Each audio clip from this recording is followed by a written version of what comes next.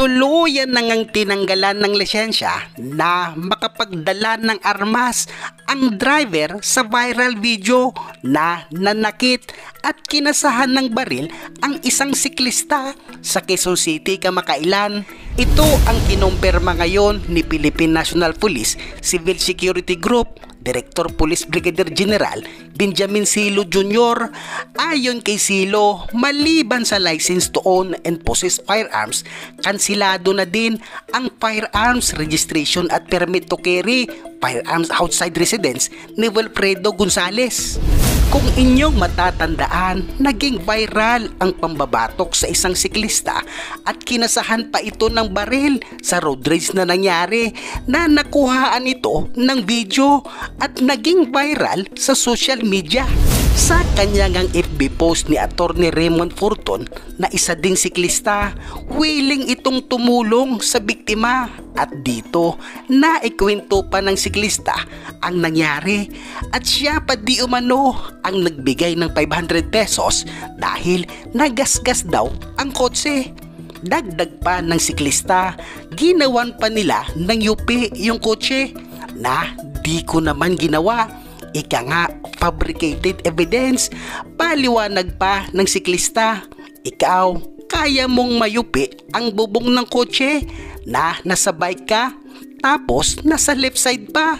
Ayon yan sa FB post ni Attorney Raymond Forton sa kanilang usapan at tumanggi na rin ang siklista na ituloy ang laban dahil ayaw di umano pumayag ang kanyang pamilya. Pero ayon kay Raymond Forton, justice is not dead at balak nga niya itong ipasa sa Senado at Kongreso para maimbestigahan in aid of legislation para hindi na maulit pa at mas magiging ligtas ang pakiramdam ng mga mamamayan habang binabagtas nila ang ating mga lansangan. At nagkaroon naman ng press con ang Quezon City Police District para naman magbigay ng kanyang panig ang dating pulis na nambatok at kumasa ng baril sa isang siklista.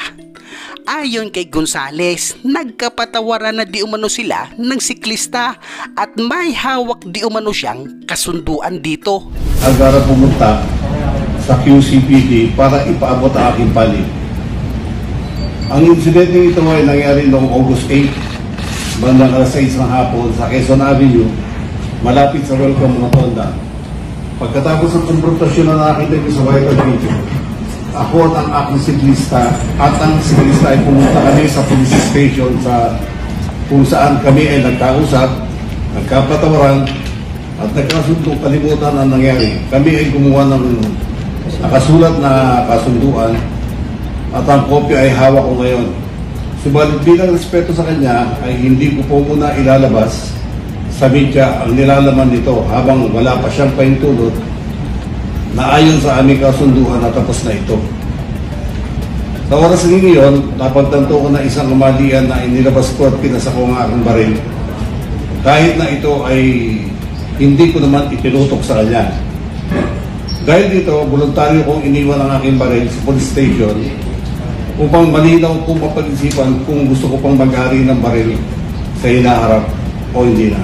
Yun lamang po ang aking masasabi at sa ngayon, maraming salamat po. At may mensahe din si Gonzales sa mga vloggers na maging responsable at makikita naman sa FB post ni Raymond Forton na yung nag-upload ng video ay tinatakot din di umano ito. Narito ang naging pahayag ni Gonzales.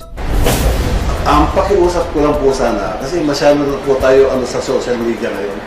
Sana yung mga vloggers, sana maging responsable sila. Hindi nila alam ang punot-dulo, marami kaagad magko-comment. Nakita na kasal, hindi naman nila nakita yung tunay na pangyayari, yung umpisa na mula sa ganung lugar, malayo, mahirap po yun. Yun lang po masasabi ko, sana maging responsable po tayo na vloggers. Pinakiusap ko na sa mga vloggers ngayon kasi kawawa naman yung mga anak ko, mga kapamilya ko, parang asama-sama akong tao na hindi naman mangyayari yun kung hindi ako talagang dumipensa lang din. Pero hindi ko na masabi po lahat. Maiimbestigahan kaya ito sa Senado at Kongreso?